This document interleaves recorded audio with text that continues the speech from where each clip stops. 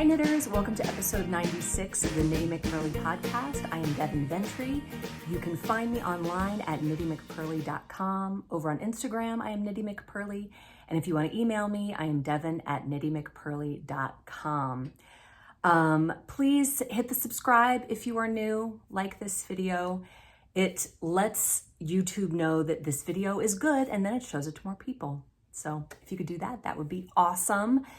There is a chill in the air. It is officially fall. It is the season of knitting. My allergies are insane, off the charts. I pretty much sat on the couch and knit all day yesterday. I had these grand plans for what I was going to get done. Some of the things got done, but not most things. I think all the people who messaged me yesterday, I got back to you right away because I was just sitting there doing absolutely nothing. So I don't know about you, but when fall hits and the chill is in the air, all I want to do is knit all the sweaters. And I don't currently have a sweater on the needles right now, which is kind of a bummer. I don't know what I'm going to do about it. I think I'm going to do something. I am going to cast on something. I'm not sure what. But yeah, I'll keep you up on that. This weekend is the Shenandoah Fiber Festival over in Berryville, Virginia, which is only like an hour from my house. And it has been on my radar for a couple months. I actually thought about having a table there and, you know, selling my yarn and whatnot. And I ultimately didn't because I just have enough going on. But I thought I'll still go, like I'll still make it over there. And so I was gonna go Saturday. Gigi and I were gonna go yesterday. But then my husband was taking my son out to do a father-son thing, and my oldest daughter was working, and Gigi wanted it to be just the two of us. So that left me without childcare for one kid, and that wasn't gonna work. So I'm like, okay, well, we'll go today. So we were planning on going today. And I thought, if I go to the Fiber Festival, I'm gonna have to sacrifice the podcast. And I just really didn't want to. And don't feel bad because it is like an hour away. It would have taken up a lot of my day. Does not look like great weather. It's overcast. It's gonna rain later. So anyway, I did not make it to the Shenandoah Fiber Festival. But if you are local, I hope you did. Or if you're on Instagram or whatnot, I hope that you were able to, you know, click like on a few people who had booths there. I know I saw a few. I think it's a pretty good sized fiber festival. I have been before, but I can't remember. I feel like they haven't had it for the past few years. I don't exactly remember. But today I am wearing the woolens because it's cold. I wore my Terry shawl to mass this morning. But then I had like a dress on and I was like, I just want to be more comfortable than that. So I went with, this is my, just totally blanked on the name, my Watership sweater, named after one of my very favorite books, Watership Down by Richard Adams. This is my long sleeved version. And this is kind of a fitted sweater. This yarn it's one that kind of, it tends to wrinkle a little bit when you put it in the drawer for the year, the summer. And I also have my Noah shawl on, which is really fun because it has these tassels. Hello, tassels. Oh yeah. So this is really fun. This was a collaboration that I did with Clark and Elle. She dyed up this yarn for her advent calendar a few years ago, and I designed the pattern. But I'm really enjoying it. I also have on some modern rainbow socks because it's cold and I've got my coffee. It's nice. It's a nice morning. It's been a really good morning so far. I am coming up on my 100th podcast episode, and I feel like I need to do something special. Any suggestions? Maybe a giveaway? I think I need a giveaway. I think I need some good knitting stories. As the words were coming out of my mouth last week, when I said, oh, people will send me knitting stories, I thought as the words were coming out, people are gonna hear that and go, other people will send knitting stories, and no one sent me any. So Send me some knitting stories. I'd hope to have maybe a couple to share on the 100th episode. We'll see. We'll see how it goes. I know that's asking a lot, but I will see what I can come up with. See, now as I'm drinking coffee, I'm warming up. So it will be good. I'm not sure yet what it'll be, but it'll be good in a couple weeks. All right, progress and shop news. It was kind of a boring week knitting wise. I had a lot of administrative stuff to do that's boring to talk about, so I'm not going to go on about that, but I didn't get as much knitting done as I would like. I did work on that pattern I talked about last week that I was super excited to work on. I worked on that a little bit yesterday. I sat on the couch and I did a lot of knitting. But gosh, I feel like I sat there all day and yet I did not finish the project, and it's only a one skein project. And it's worsted. It's not like it's fingering weight. I don't know what took me so long, but it was a weird day. It was a weird week, frankly. I have my test knit going on, so there's that. But the shop is stocked. It has sweater quantities of yarn, stitch marker necklaces, hand balm in 2 different container types and sizes. I have wool wash in fall scents. So I stocked it up a couple weeks ago, and it's just great to have that there because, every now and then people are like, oh, I need this thing. I'm gonna get on Devon's website and there it is. Gotta love that. Super nice. I have 6 more colors. Right now there are 6 colors in my shop. I'm not loving the way they're currently organized. I talked about that a little bit last week. I think I'm gonna have to make it look a little bit nicer. I think somebody, Julie Brown, suggested to me that I organize, instead of organizing by yarn weight, that I organize by color and do the yarn weight in the drop-down box. I don't know if that's easier, but it would be prettier because you would see all the colors. And that might be, I think I might have to do that.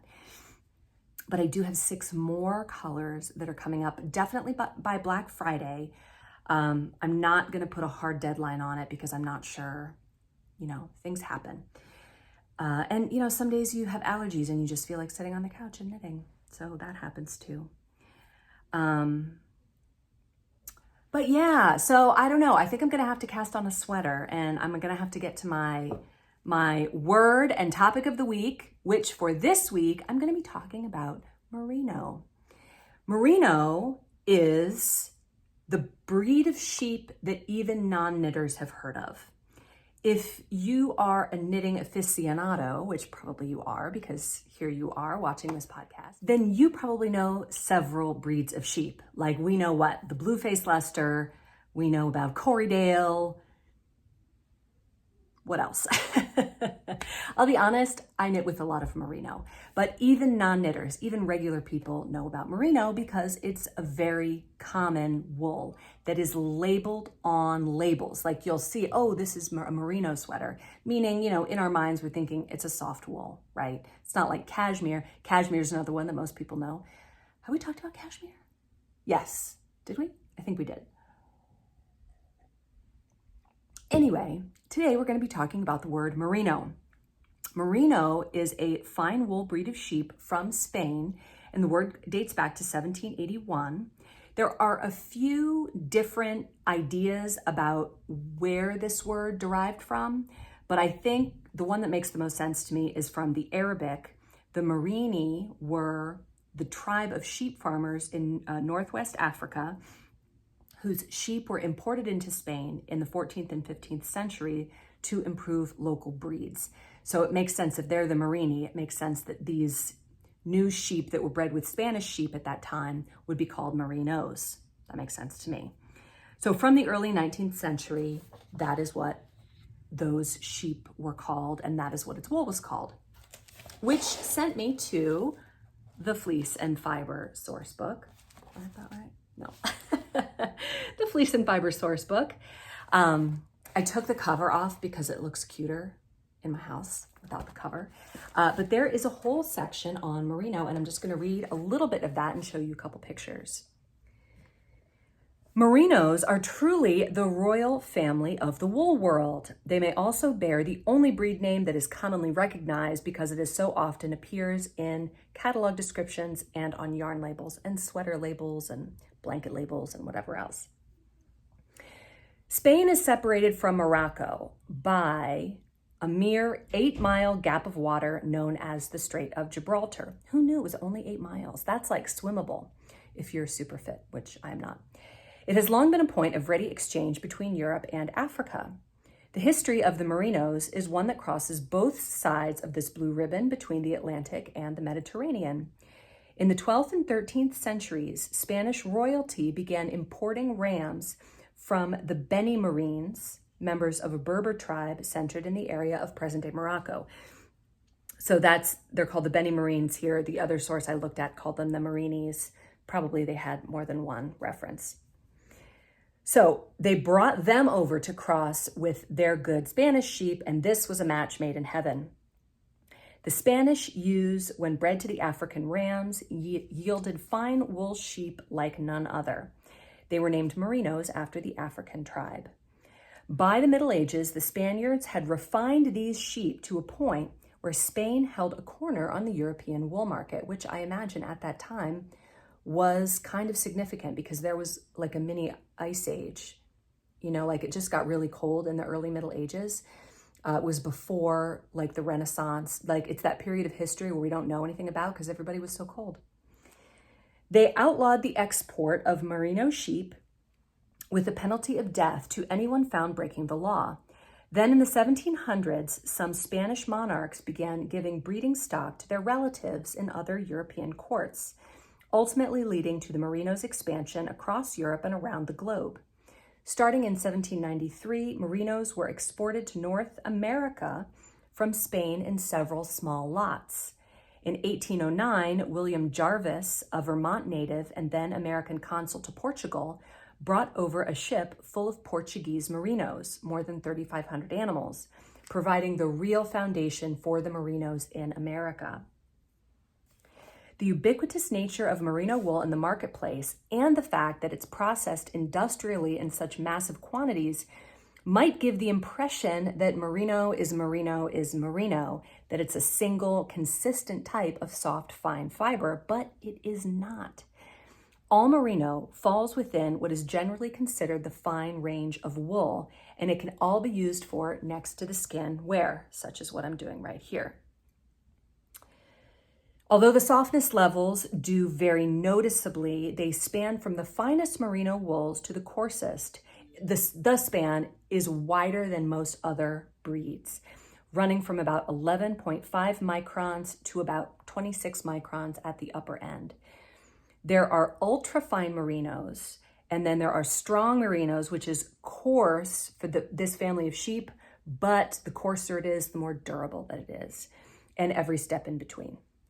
So unless you're seeking out the finer fibers, say Tasmanian Merino or Charlie, which are both referenced in this book, the commercially prepared yarns and fabrics you see will mostly include merino on the upper end, the 20 to 25 microns per piece of wool, which makes sense because that's what you're just going to call that merino. And then the stuff that's really good, you're going to call that ultra-fine merino. So another good thing about merinos is that they grow very dense, fine wool. So different sheep breeds have different amounts of, I guess, hairs.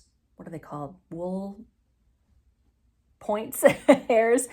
They have different density, just like people on their head. Some people have thick hair, some people have thinner hair.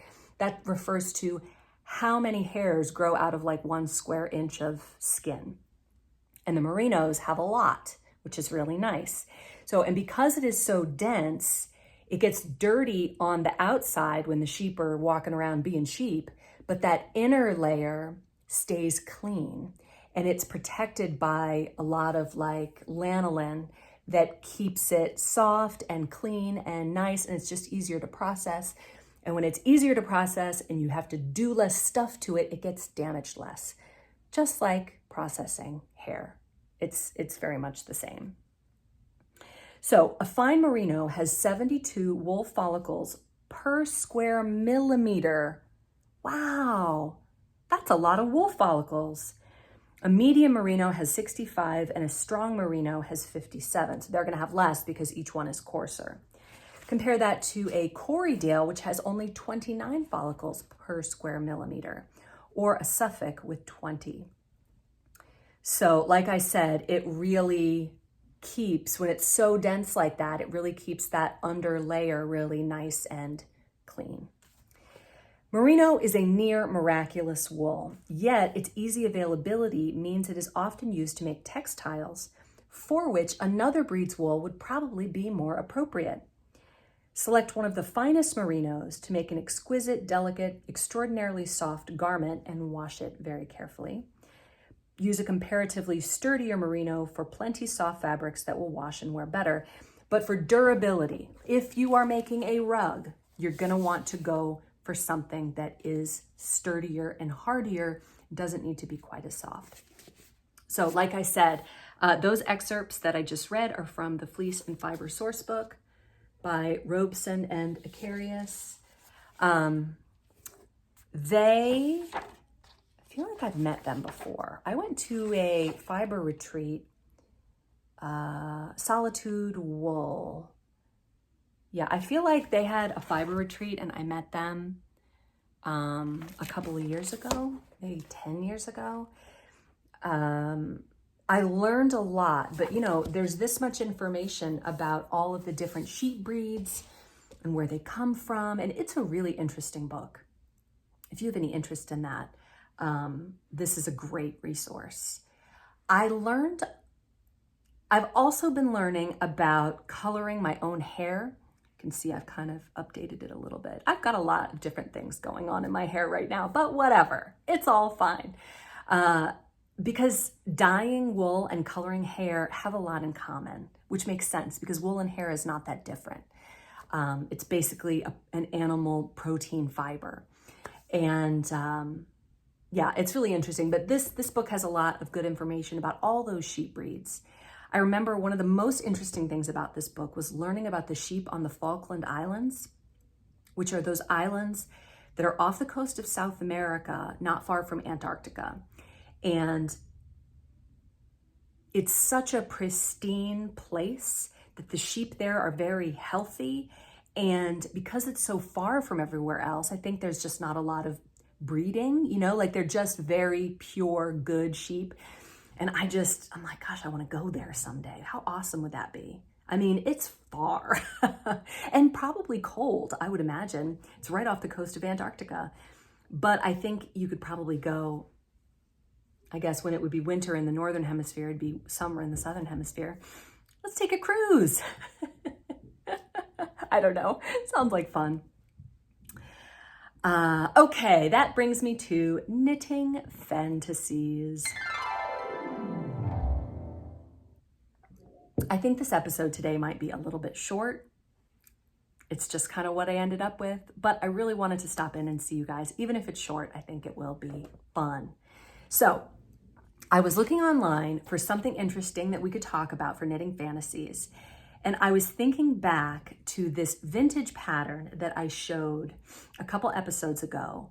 And I was thinking about vintage patterns. And so I got on Etsy and I found one shop called Pretty Old Patterns. And she basically has converted these older patterns that are in the public domain. So what she has done is she's scanned them in and made them PDFs and also included like a conversion chart, because a lot of these old patterns use language that we don't use anymore. They use needle sizes we don't use anymore. And, you know, when you see that, you're like, well, I don't even know what to do with this. Like, I don't even know what a number 12 needle is. Is that a size 12? It doesn't look like the person has used a size 12 in the pattern. Not that there is a size 12. Of course, I picked the one that doesn't exist, but there is a number 12 needle referenced in the one pattern that I bought that I'm going to talk about. But I'm just going to put up pictures as I'm talking. As I went through these patterns, she has them listed as being from the 30s or the 40s or the 50s. And there are some for men, there are some for children. And A lot of them look very similar. They're very kind of a slim fit with a short sleeve or a long sleeve, but that's pretty much it. Like there's like the sleeve that comes down to like right before the elbow. A lot of them have a little puff on the sleeve, and some of them just have different patterns. One thing that's interesting about all these patterns is that they are written for a 32 to 34 inch bust. So she also had some plus size patterns, and what I'm about to say, I'm just telling you what it is. Don't get mad at me, do not shoot the messenger, and do not feel bad, because I feel like when I looked at her plus size patterns, the thought that I had about those models is that they look like normal people. They don't look like people who are starving or who are 17 and starving. Like they look like people who are normal sized. I have a 36 inch bust. And so the patterns I would have to, if I were going to make them for myself, I would have to make them a little bit bigger. But the plus size patterns were for 38 through 42 inches of bust. And I thought, it's all like what? The 30s were 90 years ago. I know that's insane. The 50s were 70 years ago. So this is a long time ago, but now when I write a pattern, I write it for typically 8 sizes. Some sweaters lend themselves to more, some to less, but around 8 sizes. And the range is a 30-inch bust to a 60-inch bust. I have never had anyone contact me and say, I have a 65-inch bust and I would like to knit your pattern. But if they did, I would help them out because I want them to knit my pattern. At the same time, I thought, wow, like how exclusive was knitting that you had to have within a 2-inch tolerance of size to knit these patterns, or you had to be able to customize them. Now that said, I bought one. I bought this one because I thought it was really cool. It is like shirring and ruching, and I just thought, I wonder how they did that. How they did it, basically, is not only are there 2 different needle sizes, but for every time it gets puffy, they've doubled the sleeve, the stitch count. So in order to go from the slim part to the puffy part, you both double the stitch count by knitting front and back into each stitch, and you go from a US 2, which is called, they call a number 12. A number 12 needle is a US 2, and a number 7 needle is a US 7. They kind of go opposite, but at 7, that's where they're the same. So not only have you doubled the stitch count, but you're also using a bigger needle. But the directions, this is a paid for pattern, so I'm not going to give you all of the details. But this is kind of complicated, and all it is 2 pages. And it's not like densely tight. It's very, you really had to have talent to knit these patterns. You know how when someone stops you on the street or your friend says to you, wow, you knit that? You are so talented. And you're like, well, I used a pattern, like I had something to start with and I used a pattern. I mean, that's how I feel a lot of the time. I'm like, well, I used a pattern. Like I didn't come up with it, unless I did come up with it. That's different. But if you just used a pattern, you're like, well, I used a pattern. If you used this pattern, you still needed a lot of artistic ability to be able to do this, because there is not a lot of direction. And like this, hi, that's my husband. You probably, my favorite is when we get a glimpse of him in the mirror over here, but I don't notice it till later. That's my favorite. Anyway, do you see this like button band here? It's not picked up and knit like we would today, right? Today, if you were to do something like that, you would just pick up the stitches and you would knit it on. You do it one for this vertical piece and then another one for the neck piece. For this pattern, you are knitting a long strip and it goes up and around and down, and you got to put the buttonholes in and you got to space them. I mean, it's really, and there's a facing somewhere and you have to iron it. The directions say in the making up, it says, press the work lightly on the wrong side with a warm iron and damp cloth. Join shoulders, sew in sleeves, and press the seams. That leaves a huge opening for error to occur.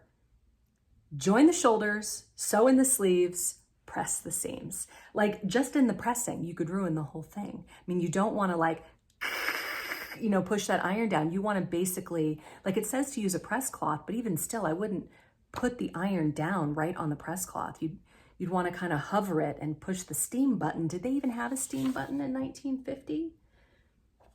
Is there a year on this? I don't know. Oh, you know what I thought was funny? Back in the day, they were mainly trying to sell the yarn, selling the pattern. I think some of these were even free. They were in magazines.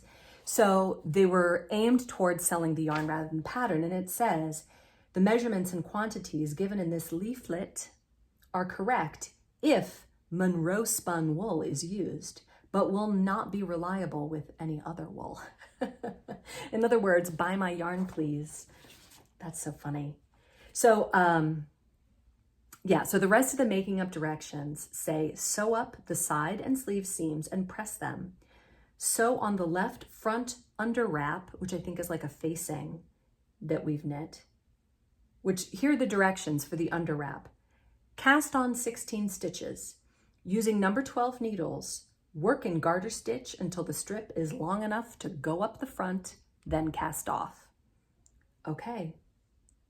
And it even says to run elastic through the ribbing at the bottom of the jacket so that it will fit like this lady's, I guess.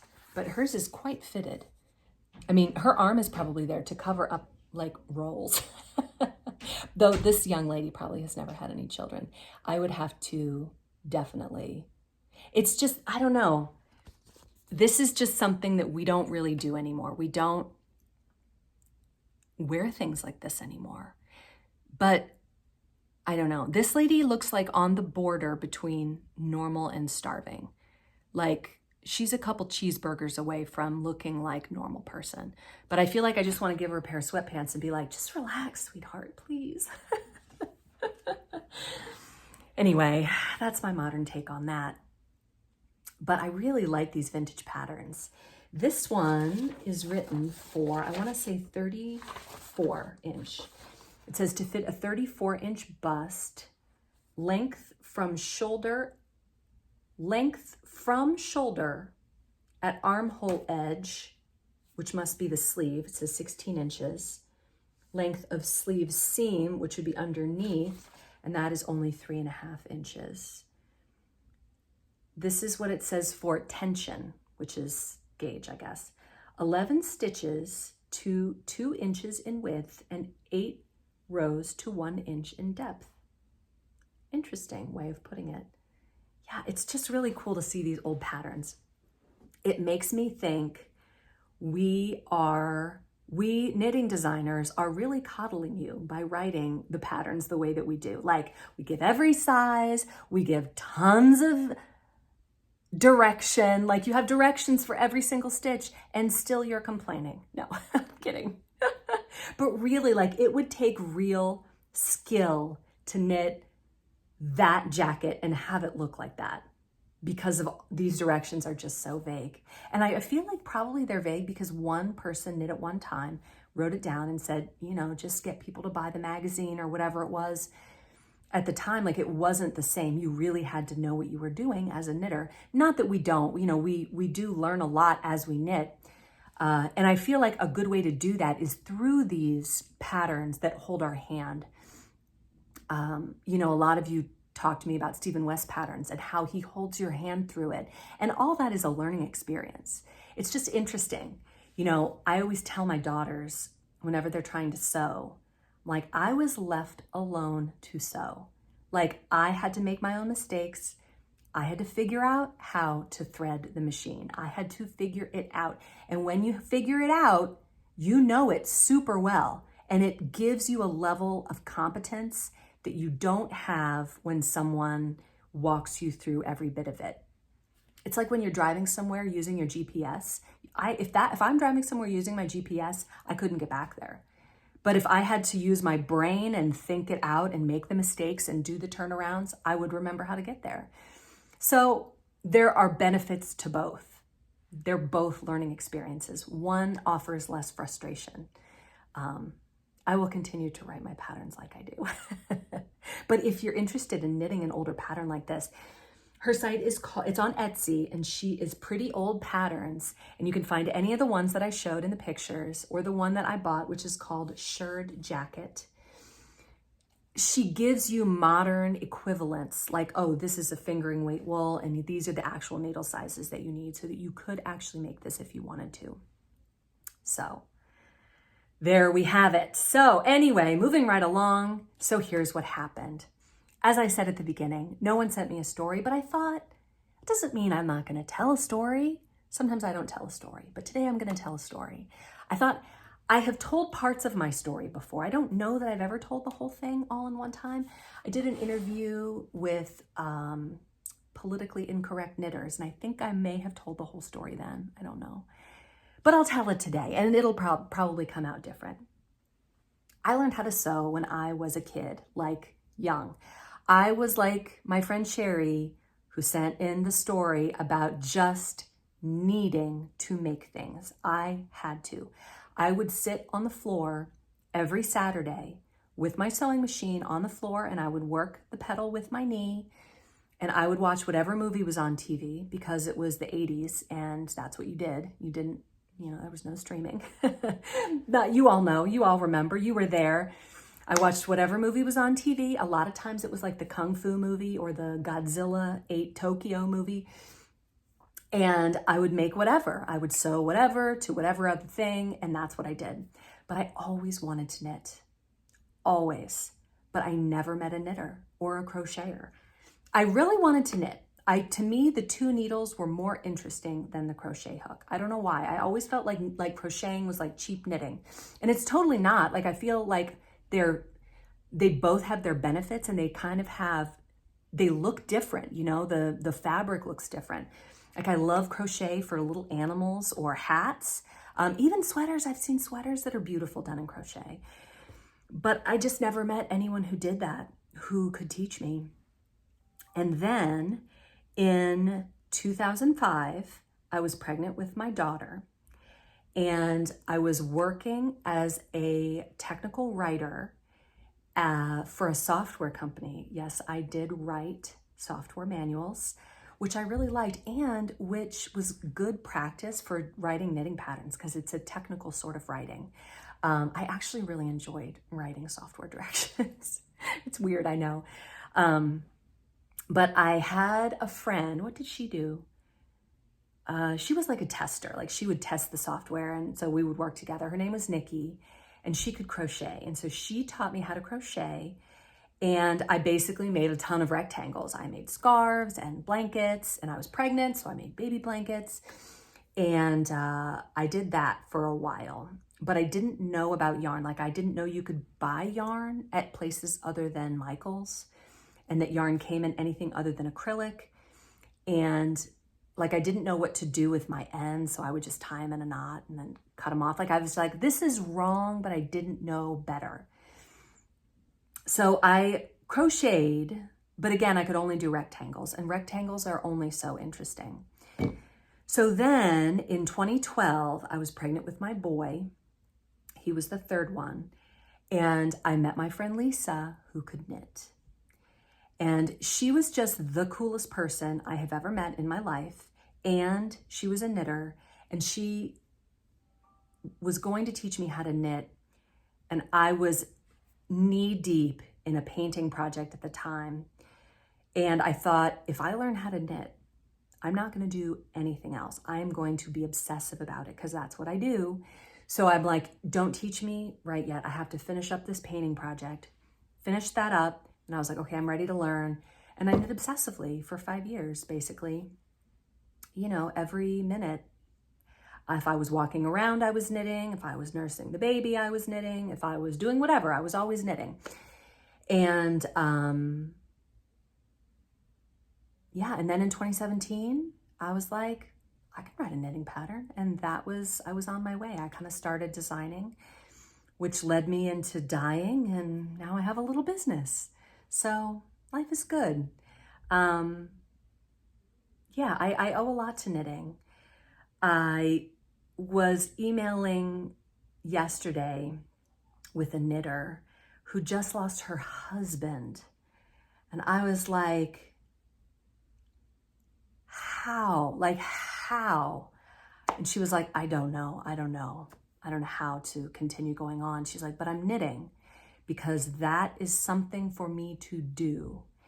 And I was like, I get it. I mean, I get it in the sense that I get that. Like, you would need something to do with your hands when you are grieving to that level. And that knitting was really getting her through that. And I'm like, I think I would feel exactly the same way. Because your brain can't function.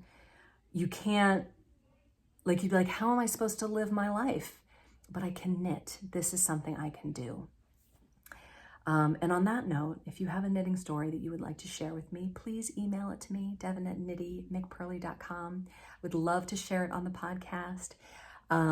Maybe somebody could send me a super great one to include in my 100th episode. Looking forward to that. Definitely going to be some giveaways. Giveaways are going to be US only, because you know what happens when people from other countries win my giveaways? It's the saddest thing ever. I send them to them and they have to pay like $50 in duties and fees to get it. And it just breaks my heart. I'm like, I sent you a gift. I don't want you to have to pay for it. So my giveaways are going to be US only, but come back, tune in. It's going to be great. And look, this episode didn't end up being short at all. I never run out of things to say. Thank you for joining me. I hope you got to get out to the Shenandoah Fiber Festival. I hope you got some knitting done during this podcast, and I will see you next week. Bye, knitters.